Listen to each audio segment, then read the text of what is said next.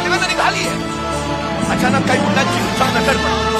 तिच्या गळ्यातल्या सोन्याच्या चैनकडे त्यांचं लक्ष जातं. ती हिसकावण्यासाठी ते धडपड करतात. ती तरुण मुलगी खेळाडू त्या गुंडांचा प्रतिकार करते. चिडलेल्या गुंड तिला सरळ रेल्वेमध्ये ढकलतात. ती समोरच्या रुळावर पडते. हडगाव दुसरी रेल्वे येते. तिच्या पायावरनं सर्रकन तिचा पाय काढावा लागतो.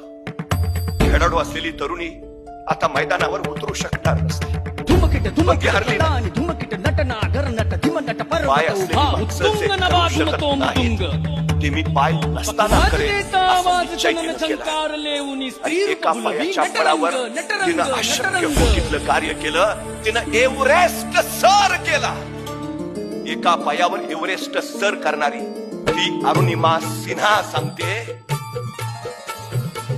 तुमच्याकडे काय आहे किंवा काय नाही हे महत्वाचं नाही. तुम्हाला काय वाटतं?